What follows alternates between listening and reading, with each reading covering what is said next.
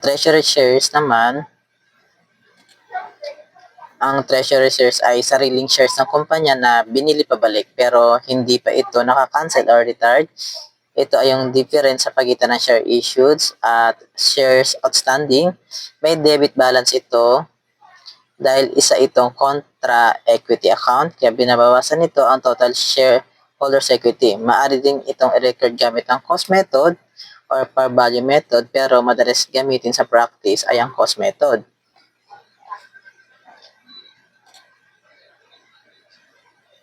So, under cost method, the corporation records treasury shares at the purchase price paid to acquire them. The treasury stock account is debited for this amount. Example, corporation buys 100 shares at $20. Total cost is equal to 100 shares times $20 is equal to 1,000 shares. Journal entry niya ay debit the treasury stock, $2,000, credit cash $2,000. Kaya makita nyo dun sa entry, dun sa kabilang picture, makita nyo sa pinakababa, nag-less ng treasury stock, 100 shares at $20.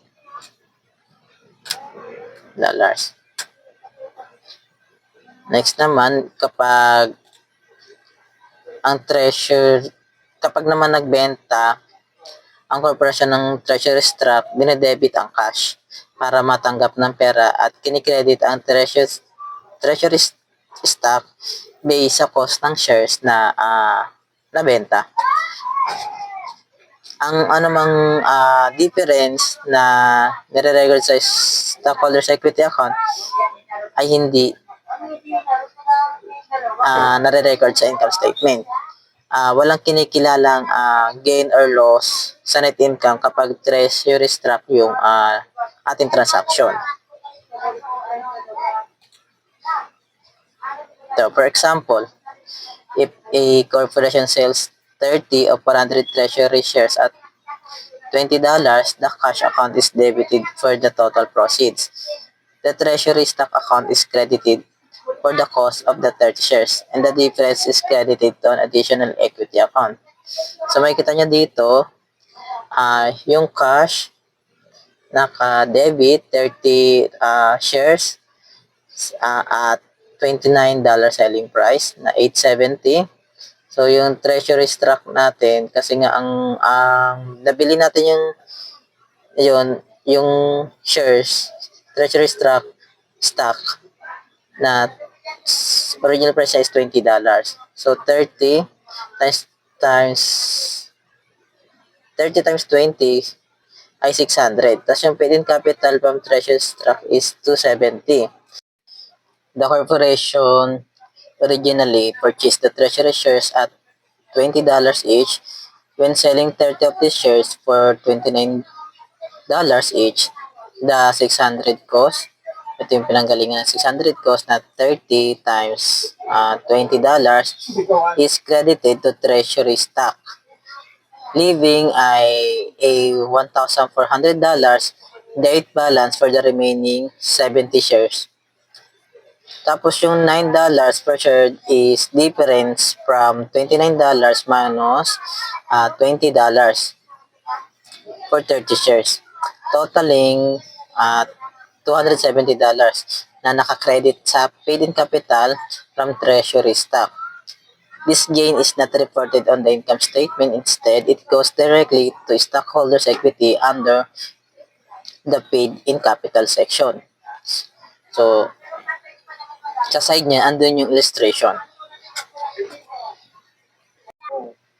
Kapag ang treasury stock ay binebenta sa mas mababa na cost, magde-debit tayo sa cash sa pera na tanggap natin. Tapos i-credit naman natin ang original cost ng shares sa treasury stock. At ang difference or loss ay i-debit natin sa paid-in capital from treasury stock kung meron itong balanse. Kung kulang ang paid-in capital, ang sobra naman nito ay i-debit natin sa retained earnings.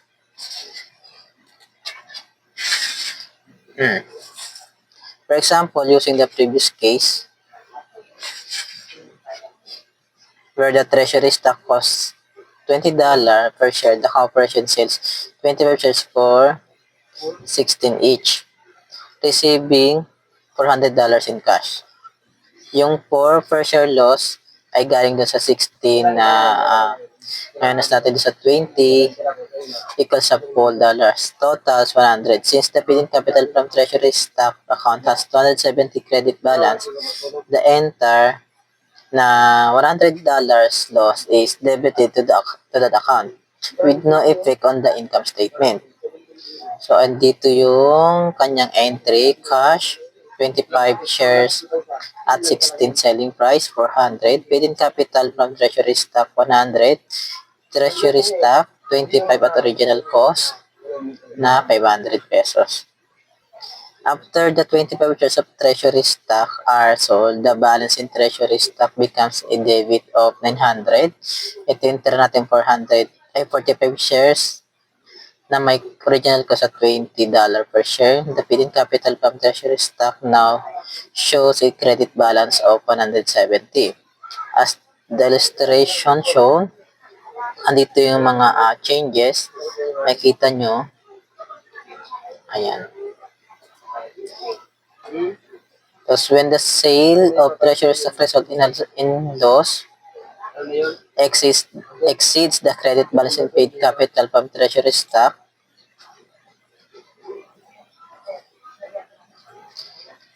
ang sobra i-debit natin sa earnings.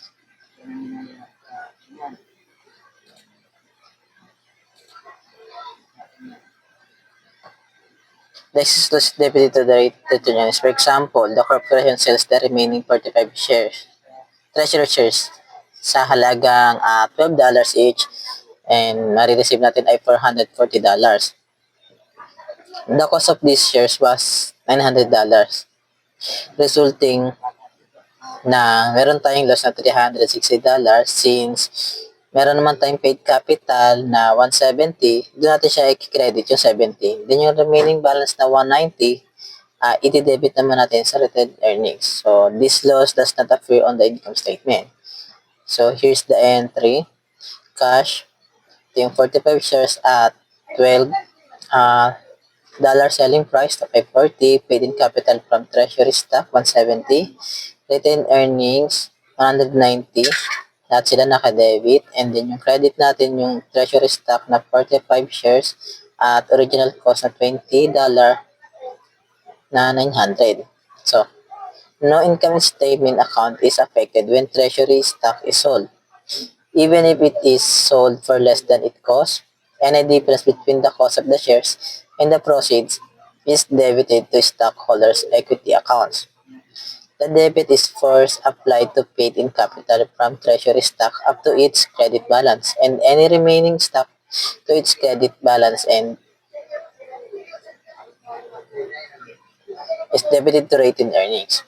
This ensures that the said treasury shares only impacts stockholders' equity on the balance sheet. Next topic natin is stock splits and stock dividends.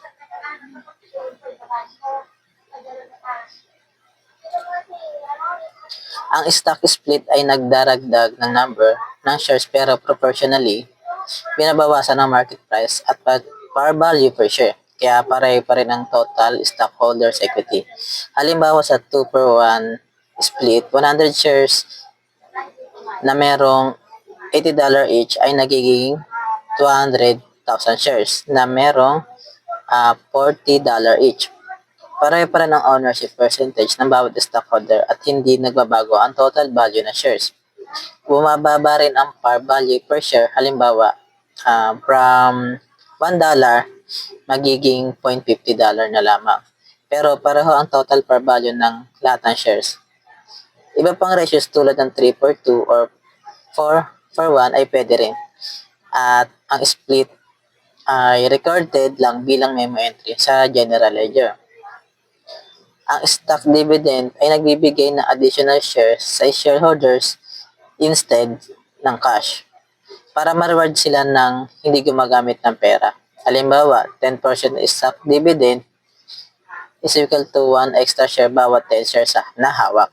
Dumadami ang shares outstanding, pero para ang total market ng value sa kumpanya. Kaya, bawas ang value ng bawat share. Total ito na split sa effect, pero magkaiba sa accounting. Kailangan gumawa ng journal entry para may transfer ang amount mula sa retained earnings papuntang paid in capital, depende kung maliit o malaking dividend. Small stock dividend is one where the new shares issued are less than 20 to 25% of the total shares outstanding. On the declaration date, the corporation transferred the market value of the shares being issued from retained earnings to paid in capital. For example, if a corporation with 2,000 shares outstanding declares 5% stock dividend, 100 new shares are issued, assuming a fair value of 0.10 per share and a market value of $12 per share. The journal entry transferred the total market value of the 100 shares from retained earnings to paid in capital. So here's the entry. Retained earnings, 100 shares times $12 equal to 1,200. Credit common stock dividend distributable, 10. Credit paid in capital in excess of par, 1,190. When the 100 shares are distributed to the stockholders, the following journal entry is made. Common stock dividend distributable, 10. Common stock credit, 10. Number 2, large stock dividend is one where the new shares issued are more than 20 to 25% of the total